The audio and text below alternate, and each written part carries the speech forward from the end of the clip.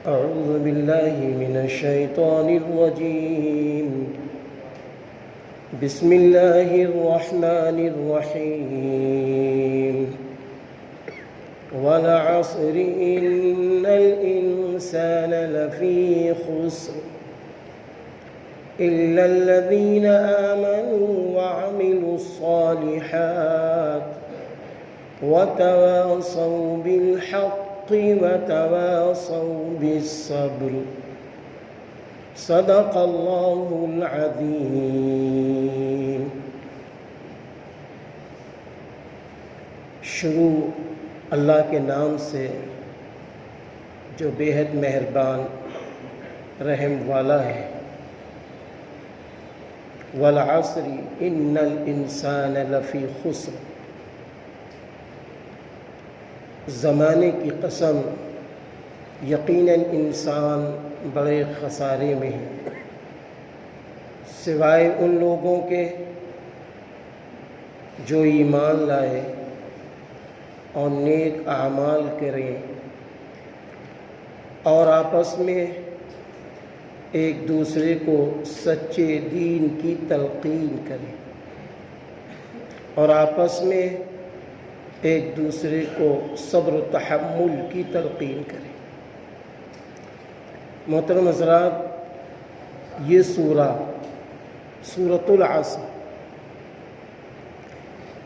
یہ مکی سورہ ہے.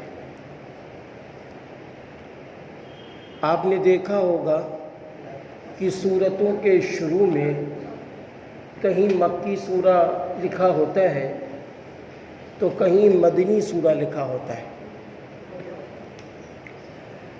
مکی سورہ اور مدنی سورہ، ان دونوں میں کیا فرق ہے اور اس کی تعریف کیا ہے؟ یاد رکھنا، مکی سورہ وہ سورہ کہلاتی ہے کہ جب رسول اللہ صلی اللہ علیہ وسلم مکۃ المکرمہ سے ہجرت آپ نے فرمائی اور مدینہ منورہ میں داخل ہونے سے پہلے جتنی صورتیں نازل ہوئی ہیں ساری کی ساری صورتیں مکی صورتیں کہلاتی ہیں. مدنی سورہ ہجرت کے بعد تا حیات جتنی صورتیں نازل ہوئیں وہ مدنی سورہ کہلاتی ہیں. یہ سورہ جس کو امام شافعی رحمۃ اللہ علیہ نے یوں فرمایا کہ اگر اسی سورہ پر غور و فکر اور تدبر کر لیا جائے تو شریعت مطہرہ پر اور دین اسلام پر چلنا کافی ہو جائے. اسی طرح طبرانی میں یہ بات ہے کہ جب صحابہ کرام رضی اللہ عنہم اجمعین آپس میں ملتے تھے تو دو صحابی، ان کا یہ عالم ہوتا تھا کہ جب بھی کسی مجلس سے وہ اٹھتے تھے تو وہ ایک دوسرے کو سورۃ العصر پڑھ کے سناتے تھے اور سنتے تھے. اللہ تعالیٰ نے یہاں پر زمانے کی قسم، اور یاد رکھنا زمانہ یہ لیل و نہار، یہ دن، یہ رات کے جو اوقات گزرتے ہیں، منٹ، گھنٹے، تو یہ سب زمانے میں شمار ہے. یہاں پر ایک بات سمجھنی ہے کہ ہر شخص کو اللہ تعالیٰ نے عمر طے کر دی ہے کہ آپ کو اتنی عمر دنیا میں جینا ہے. اب ہے کیا، انسان جب دنیا میں آتا ہے تو اب اس کی عمر طے ہے، طے شدہ ہے. اس کی عمر طے ہو گئی ہے. اب جو دن گزر رہے ہیں ہمارے اور آپ کے نزدیک وہ عمر بڑھ رہی ہے لیکن یہ عمر گھٹ رہی ہے. ایک بزرگ ہیں مفکر اسلام حضرت مولانا سید ابو الحسن علی ندوی رحمۃ اللہ علیہ، جو دارالعلوم ندوۃ العلماء کے ناظم اعلیٰ تھے، آپ فرماتے ہیں کہ سورۃ العصر کو سمجھنے کے لیے آپ نے فرمایا کہ جس طرح دو تاجر ہیں، ایک وہ تاجر ہے کہ جو برف بیچ رہا ہے، ایک دوسرا تاجر ہے وہ بھی برف بیچ رہا ہے۔ ایک تاجر کیا کر رہا ہے؟ برف کو پیک کر رہا ہے، اس کے اوپر برادہ ڈال رہا ہے، اس کے اوپر ٹاٹ بھی رکھ رہا ہے۔ لوگ جتنا برف لینا چاہتے ہیں وہ اتنا کاٹ کے بیچ دیتا ہے۔ ایک تاجر ہے جو برف کو کھلا یوں ہی ڈالے ہوئے ہے۔ اب یہ شخص جب برف کو ایسے ہی رکھا ہے تو آپ یہ بتائیں، علی میاں رحمۃ اللہ علیہ نے فرمایا کہ ان دونوں میں سب سے بڑا فائدہ مند کون ہے؟ ان دونوں میں سب سے زیادہ فائدہ مند وہ شخص ہے جو برف کی سلی کو پیک کیے اور جتنی ضرورت ہوتی اتنی کاٹ کے بیچ دیتا ہے۔ تو یہاں پر اللہ تعالیٰ نے زمانے کی قسم کھائی ہے، زمانے ہی میں سب کچھ ہے، زمانے ہی میں ہمارے اخلاق ہیں، زمانے ہی میں ہمارا اٹھنا بیٹھنا ہے، ہماری عبادات ہیں، ہمارے معاملات ہیں، سب کچھ زمانے میں داخل ہے۔ اسی لیے اللہ تعالیٰ نے اپنے بندوں سے یہ کہا کہ جس زمانے میں، اور زمانہ چاہے نبی کا زمانہ ہو وہ بھی زمانہ اس قرآن کی اس آیت میں مراد ہے، چاہے وہ زمانہ ہو جو ابھی قیامت تک آئے گا وہ بھی قرآن کی اس آیت میں داخل ہے۔ قسم اللہ کیوں کھا رہا ہے؟ اس کے چند مفہوم ہیں، جس میں سے پہلی بات یہ ہے کہ جب انسان اپنی کسی بات میں وزن پیدا کرنا چاہتا ہے، طاقت پیدا کرنا چاہتا ہے، تو تاکید کے طور پر وہ قسم کھاتا ہے کہ دیکھیے یہ بہت اہم بات میں بتانے جا رہا ہوں، یہ بہت اہم بات آپ کو بتانے جا رہا ہوں، قسم ہے اللہ پاک کی۔ تو میرا اللہ قسم کھا رہا ہے آگے بتانے کے لیے کہ دیکھیے جس زمانے میں تم ہو، اپنی زندگی جیسے بھی گزار رہے ہو، سن لو اچھی طرح، اللہ قسم کھا کے کہہ رہا ہے زمانے کی قسم، سن لو، ان الانسان لفی خسر، یقیناً سارے انسان بڑے خسارے میں ہیں، بڑے نقصان میں ہیں۔ یعنی لوگ جس طرح بھی جی رہے ہیں، اللہ تعالیٰ فرما رہے ہیں کہ آپ خسارے میں ہیں، آپ نقصان میں ہیں۔ آگے فرما رہے ہیں سوائے ان 4 لوگوں کے، وہ 4 جماعت، نمبر 1 ایمان والے، نمبر 2 نیک کام کرنے والے، اور نمبر 3 آپس میں ایک دوسرے کو حق بات، سچا دین بتانے والے، اور نمبر 4 آپس میں ایک دوسرے کو صبر و تحمل کی تاکید کرنے والے۔ جن میں یہ 4 باتیں پائی جائیں گی وہ لوگ خسارے سے بچ جائیں گے، نقصان سے بچ جائیں گے۔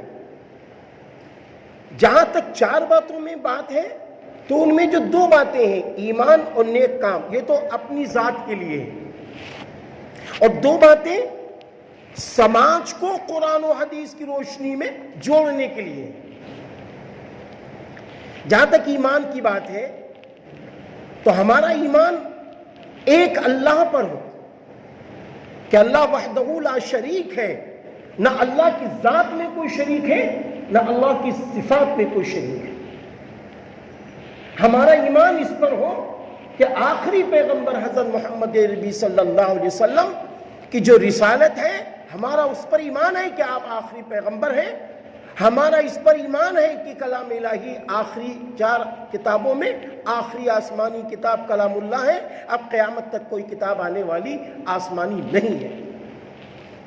ہمارا ایمان اس پر، آمنت باللہ و ملائکتہ و کتبہ و رسلہ والیوم الآخر والقدر وخیر وشر من اللہ تعالی والبعث بعد الموت. ان باتوں پر ایمان ہمارا ہو. اب خالی ایمان ہونا کافی نہیں ہے. آدمی یہ کہے کہ ہم تو مسلمان ہیں، ہم تو ایمان والے ہیں، یہ کافی ہے. اب وہ نماز نہیں پڑھ رہا ہے، وہ روزے رمضان کی نہیں رکھ رہا ہے، وہ اسلامی تعلیمات پر عمل نہیں کر رہا ہے، خالی اس کا دعویٰ ہے کہ میں ایمان والا ہوں، یہ کافی نہیں ہے. اس کے لیے اللہ تعالیٰ نے فرمایا ایمان کے ساتھ ساتھ نیک کام بھی ضروری ہے. نماز کا پڑھنا بھی ضروری ہے، روزوں کا رکھنا بھی ضروری ہے، اور اسی طریقے سے صدقہ خیرات کا دینا بھی ضروری ہے، ماں باپ کی خدمت کرنا بھی ضروری ہے، پڑوسیوں کا حق ادا کرنا بھی ضروری ہے، غریب یتیم بیوہ مسکین کی مدد کرنا بھی ضروری ہے، اپنے بچوں کو ایمان والا بنانا بھی ضروری ہے. کیونکہ اللہ تعالیٰ نے فرمایا نا یا ایھا الذین آمنوا قوا انفسکم واہلیکم نارا وقودها الناس والحجارہ. اے ایمان والو، اپنے آپ کو اور اپنے اہل و عیال کو جہنم کی آگ سے بچاؤ جس کا ایندھن انسان اور پتھر. تو پتہ یہ چلا کہ ایمان ہونے کے ساتھ ساتھ ہماری یہ بھی ذمہ داری ہے کہ ہم نیک اعمال بھی کر رہے ہوں. اب نیک اعمال کون سے ہوں گے؟ نیک اعمال کا معیار یہ ہے جس کو شریعت نے پسند کیا ہو، جس کام کو اللہ نے پسند کیا ہو، جس کام کو رسول اللہ صلی اللہ علیہ وسلم نے پسند کیا ہو. یہ کام نیک کام ہے. اور جن کاموں کو میرے نبی نے پسند نہ کیا ہو، اللہ نے پسند نہ کیا ہو، قرآن میں بھی یہ نہ ہو کہ یہ کام کرو، اگر وہ کام ہم کر رہے ہیں کتنا ہی بھی اچھا ہو لیکن وہ شریعت سے جڑا ہوا کام نہیں ہے، وہ نیک کام نہیں ہو سکتا، وہ نیک کام نہیں ہو سکتا. تو یہ دو آیتیں تو ہمارے لیے ہو گئی. اب ایک شخص ہے ایمان لانے کے بعد وہ نماز بھی پڑھ رہا ہے، روزے بھی رکھ رہا ہے، عبادتیں بھی کر رہا ہے، قرآن کریم بھی پڑھ رہا ہے، اور اس کے ساتھ ساتھ قرآن کریم کے ساتھ ساتھ وہ کیا کر رہا ہے؟ وہ کیا کر رہا ہے؟ تہجد کی بھی نماز پڑھ رہا ہے، نفلی بھی نمازیں پڑھ رہا ہے. ٹھیک ہے، یہ سب مبارک، یہ سب مبارک. لیکن اللہ تعالیٰ فرما رہے ہیں نجات کے لیے یہی کافی نہیں ہے کہ خالی آپ ایمان لے آئیے اور نماز روزہ کرتے رہیے. اب گھر میں بچے بے نمازی ہیں، ان کو کون سمجھائے گا؟ گھر کی خواتین بے نمازی ہیں، انہیں کون سمجھائے گا؟ انہیں کون سمجھائے گا؟ اسی طریقے سے ہمارے پڑوس میں لوگ بے نمازی ہیں، انہیں کون سمجھائے گا؟ امت مسلمہ کے نوجوان اللہ اور رسول سے دور ہو رہے ہیں، انہیں کون سمجھائے گا؟ ان کو سچا دین کون بتائے گا؟ ان کو اسلام کی تعلیمات کون دے گا؟ یہ ذمہ داری ایک مومن کی بھی ہے. تیسری ذمہ داری یہ ہے کہ آپس میں عقیدے کی باتیں ایک دوسرے کو بتانا. توحید کسے کہتے ہیں، رسالت کسے کہتے ہیں، ایمان کسے کہتے ہیں، آخرت کے 5 سوال کون کون سے ہیں، اور قبر کے سوال 3 کون کون سے ہیں، یہ امت کو کون بتائے گا؟ یہ بھی ایمان والوں کے ساتھ ہے. خالی یہی نہیں ہے کہ ہم ایمان والے ہو گئے، ہم مسلمان ہو گئے، ہم نے نماز پڑھ لی. نہیں، ہم اپنی نماز کے ساتھ ساتھ اپنے گھر میں نماز کی دعوت دیں، اپنے معاملات کے ساتھ ساتھ دوسروں کے معاملات کے اچھے ہو جائیں اس کی بھی دعوت دیں. اپنی تعلیم کے ساتھ ساتھ ہمارے بچوں کی بھی دینی تعلیم ہو اس کی دعوت دیں. اپنے آپ کو اچھا بناتے ہوئے اپنے آس پاس کے لوگوں کو اچھا بنانے کی دعوت دیں. یہ امت مسلمہ کی ذمہ داری ہے. اچھا، بڑی عجب بات ہے، جب آپ حق بات لے کے اٹھیں گے، جب آپ حق بات لے کے اٹھیں گے، سچا دین لے کے اٹھیں گے، تو پھر حالات آئیں گے، مشکلات کا سامنا کرنا پڑے گا، تکلیفوں کا سامنا کرنا پڑے گا، مصائب کا سامنا کرنا پڑے گا، مصیبتوں کا سامنا کرنا پڑے گا. کوئی الزام لگائے گا، کوئی جملے کسے گا، کوئی مذاق بھی اللہ نہ کرے اڑائے، یہ سب ہوتا ہے کہ نہیں ہوتا ہے؟ تو اب اللہ تعالیٰ نے فرمایا دیکھو جب آپ میرا پیغام لے کر، میرے کلام اللہ کو لے کر جب پبلک کے پاس جاؤ گے، دوسرے مسلمان بھائیوں کے پاس جاؤ گے، تو وہاں پر تمہارے لیے کبھی ایسا بھی ہو سکتا ہے کہ مصائب آپ کے سامنے آ جائے، مشکلات آپ کے سامنے آ جائے، تکلیفیں آپ کے سامنے آ جائے۔ ایسے موقع پر گھبرانا نہیں، گھبرانا نہیں۔ وَتَوَاصَوْا بِالصَّبْرِ، آپس میں ایک دوسرے کو صبر تحمل کی بھی تلقین کرنا ہے۔ ایسے موقع پر قرآن کہہ رہا ہے کہ آپ ایسے لوگوں کو بتائیے کہ صبر سے کام کیجیے۔ صبر کی ایک تعریف تو یہ جو ہم اچھی طرح جانتے ہیں کہ کوئی مصیبت آ گئی، کوئی مشکل آ گئی، ایسے موقع پر کیا ہوا؟ ہم نے آپ نے صبر کر لیا تو اللہ تعالیٰ نے قرآن میں فرمایا ان اللہ مع الصابرین، یقیناً صبر کرنے والوں کے ساتھ اللہ ہے۔ حدیث پاک میں ہے کہ جب انسان قبر میں داخل ہو جائے گا، جب انسان قبر میں داخل ہو جائے گا تو قبر میں داخل ہونے کے بعد کیا ہوگا؟ فرشتے آئیں گے حساب و کتاب کے لیے، 3 سوالات کرنے کے لیے۔ اب ایسے موقع پر نماز اس مردے کو جگانے نہیں دے گی، ساری عبادتیں اس کو گھیر لیتی ہیں، فرشتے کو قریب آنے نہیں دیتی، یہاں تک وہ فرشتے اللہ کی بارگاہ میں پہنچ جاتے ہیں۔ روایت میں ہے کہ آپ صلی اللہ علیہ وسلم نے فرمایا جس نے اللہ کے نام پر صبر کیا ہے، اللہ کی رضا کی خاطر صبر کیا ہے، تو معلوم کیا ہے؟ صبر قبر کے کونے میں کھڑا ہو جاتا ہے، اور پھر جب وہ فرشتے چلے جائیں گے تو وہ فرشتہ کہے گا اے نماز، اے روزہ، اے قرآن، اے عبادت، اگر تم سست پڑ جاتے اس کی جگہ پہ میں آ جاتا، میں اس بندے کی مدد کرتا۔ اب صبر کی تعریف کیا ہے؟ دیکھیے یہاں پر کیا ہے؟ وَتَوَاصَوْا بِالصَّبْرِ، وَتَوَاصَوْا بِالصَّبْرِ، صبر یعنی کسی کی تکلیف پر صبر کر لیا، لیکن ایک تعریف یہ ہے اپنے نفس کو قابو میں رکھنا، اپنے نفس کو قابو میں رکھنا۔ اور اصطلاحی تعریف یہ ہے صبر کی، اصطلاحی تعریف یہ ہے جس کے 3 شعبے ہیں۔ نمبر ایک صبر کی تعریف، نمبر 1 اصطلاحی تعریف، نمبر 1 یہ ہے کہ ناجائز اور حرام چیزوں سے اپنے آپ کو بچانا۔ نمبر 1 ناجائز اور حرام چیزوں سے، حرام کاموں سے اپنے آپ کو بچانا، اپنے نفس کو بچانا، اپنے آپ کو بچانا، اپنے نفس کو بچانا۔ نمبر 2 طاعات اور عبادات، ان دونوں کام کے لیے اپنے نفس کو مجبور کرنا۔ جی نہیں چاہ رہا ہے نماز پڑھنے کے لیے، مجبور کریں گے، مسجد جانا ہے۔ جی نہیں چاہ رہا سنت پر عمل کرنے کے لیے، اپنے آپ کو مجبور کرنا ہے کہ ہم سنت پر عمل کریں گے۔ دکان پر بیٹھے اذان ہو گئی مغرب کی، ہم نہیں جی کہہ رہا، نہیں، ہم مجبور کریں گے اپنے آپ کو کہ نہیں، ہم کو مسجد پہنچنا ہے۔ اچھے کاموں کے لیے اپنے نفس کو مجبور کرنا اور برے کاموں سے اپنے نفس کو بچانا، اچھے کاموں کے لیے مجبور کرنا۔ تیسری اصطلاحی تعریف یہ ہے، تیسری اصطلاحی تعریف یہ ہے کہ دیکھو آپ جو بھی کام کر رہے ہیں، ان کاموں میں تکلیفوں کا سامنا ہوگا، مصائب کا سامنا ہوگا، تو مصائب و تکلیفوں کے موقع پر ہم صبر سے کام لیں، اور صبر صرف اللہ کے لیے کریں، صبر صرف اللہ کے لیے کریں، تو پھر کیا ہوگا؟ ہمارا آپ کا شمار صابرین میں ہو جائے گا۔ حدیث پاک میں ہے کہ قیامت کے دن اللہ کے وہاں آواز آئے گی، صابرین کی جماعت کہاں ہے؟ بلاؤ، اور انہیں بغیر حساب کے جنت میں داخل کر دیا جائے گا۔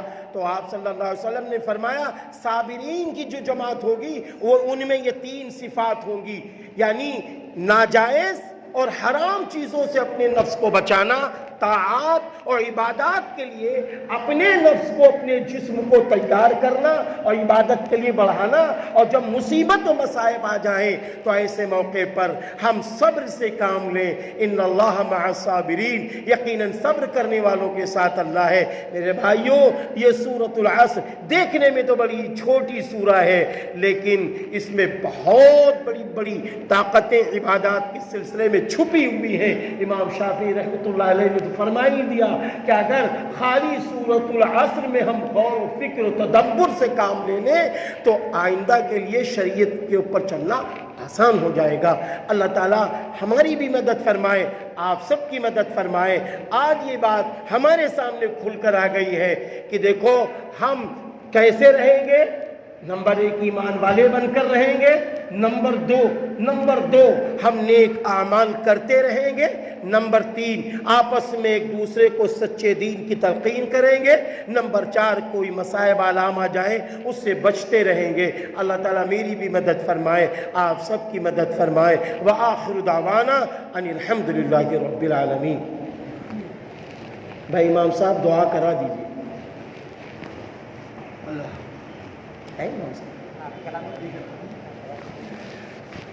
اعوذ باللہ من الشیطان الرجیم، بسم اللہ الرحمن الرحیم۔ الحمد للہ رب العالمین، الرحمن الرحیم، مالک یوم الدین، ایاک نعبد و ایاک نستعین، اہدنا الصراط المستقیم، صراط الذین انعمت علیہم غیر المغضوب علیہم ولا الضالین، آمین۔ اللہم صلی علی محمد وعلی آل محمد کما صلیت علی ابراہیم وعلی آل ابراہیم انک حمید مجید۔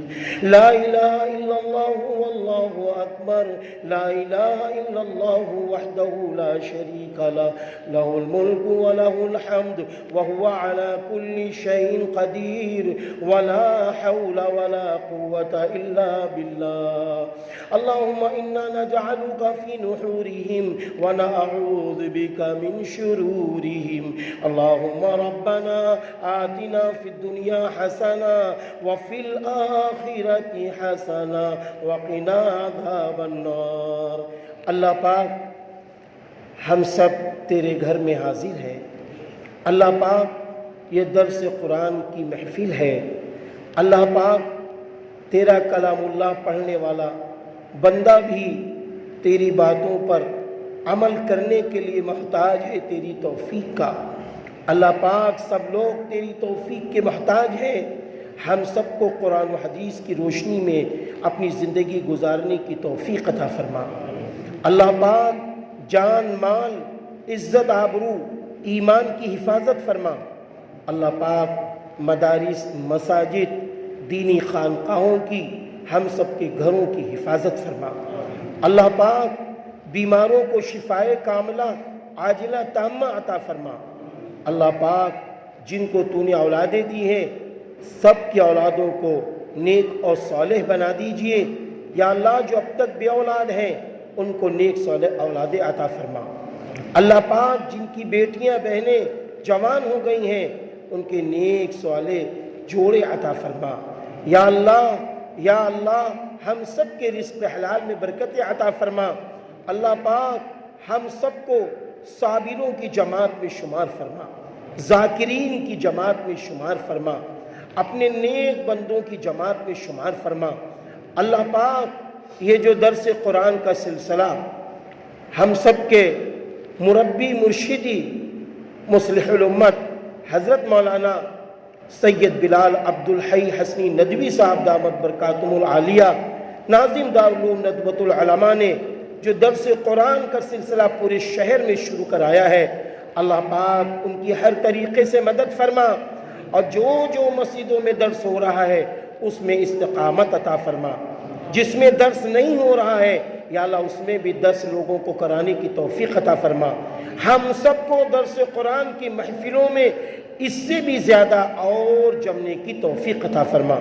اللہ پاک درس قرآن کرنے اور کرانے میں ہمارے جن بھائیوں نے حصہ لیا ہے، جن علماء نے، مفتیوں نے حصہ لیا ہے اور مسجد کے ذمہ داروں نے حصہ لیا ہے، سب کے حصہ لینے کو قبول فرما، اس کا بہترین بدل دنیا و آخرت میں عطا فرما۔ اللہ پاک ہم سبھی کی دعاؤں کو قبول فرما۔ اللہم صلی علی محمد وعلی آل محمد كما صليت على إبراهيم وعلى آل إبراهيم إنك حميد مجيد سبحان ربك رب العزة عما يصفون وسلام على المرسلين والحمد لله رب العالمين۔